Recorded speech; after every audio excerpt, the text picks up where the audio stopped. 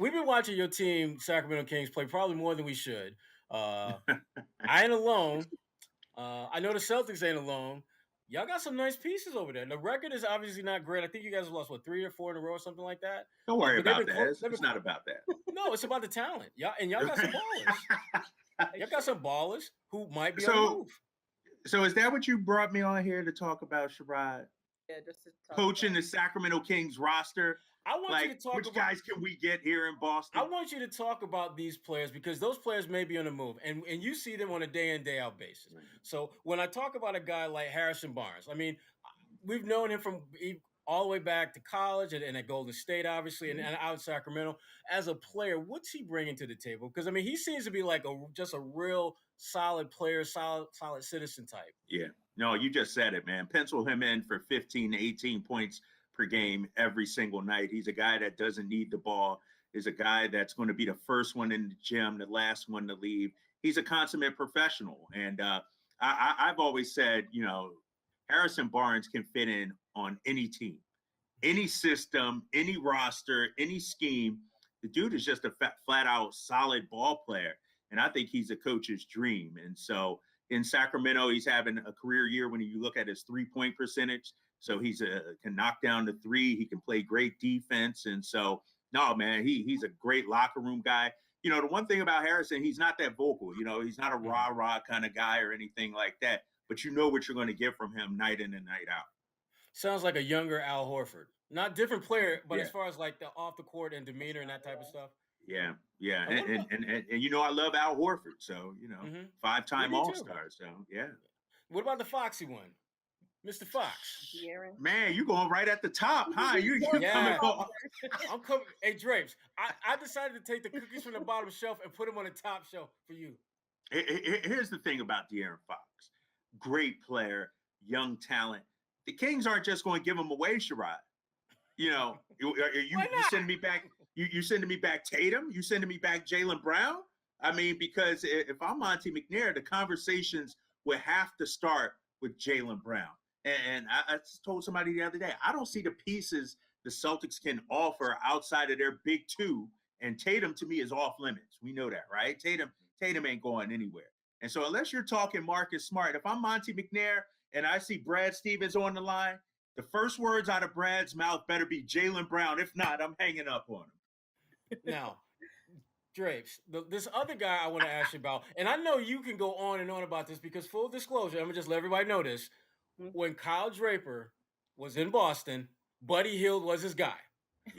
Draper was on the Buddy Hield trade before anyone cared about Buddy Hield. But I give you that, Drapes. But the thing about it, Drapes, here's the thing about Buddy Hield, though, Drapes.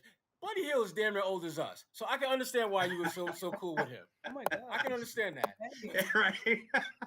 we graduated high school the same year. You're right. No, here's the thing and why I was so high and still am high on Buddy Hield. Shooting. I mean, think about it. Every NBA team needs shooting. And this is a guy that can win you several games throughout the year just by getting hot from 3-point range. And so we do know the Kings tried to trade him on draft night. Mm-hmm.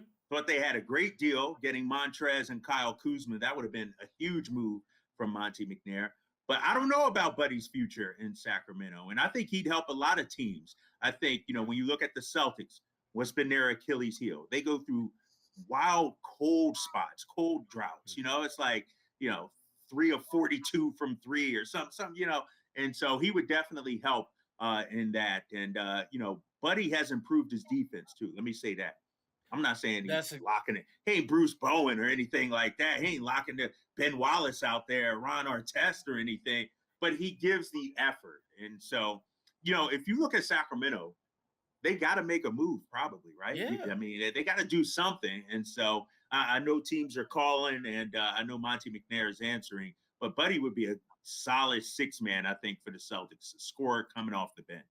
And they desperately need a guy who can knock down shots. Because we were talking earlier in the podcast about, some of their needs. And they could use a playmaker. They could use another big. They could use another shooter. But I think of all those things that they are clearly in need of and could benefit from, shooting is the one thing I think they could get at the trade deadline potentially that can help them both in the short and long term. But it's got to be the right fit. It's got to be the right guy. and it's got to be the right guy that doesn't cost them, frankly, their pillars. And I think, obviously Jason, he ain't going nowhere. Jalen, I'd be shocked Mm. if they even took a call for him. And right now, when he's healthy, Time Lord is a difference maker when he's healthy. And that's, to me, that's the one guy that if you're Brad, you're gonna have to hit the pause button when they say we want Time Lord for this guy, because that Time Lord is going to be really good, and he's gonna be that dude. If you trade him, he gonna come back and bust your ass every chance he get. He gonna put 20, 10, and 5 on you, 5 blocks, Gary, 5 hold assists. on. Gary, you buying what Sherrod is saying right here, man? That Time Lord is virtually untouchable. That's what you're telling me, Sherrod. I'm saying they will think about it a little bit longer and harder than they would pretty much everyone after him on the roster. That's what I'm saying. Listen, Tatum and Brown are at one spot, and Time Lord to me is in that I got to think about this one for a minute.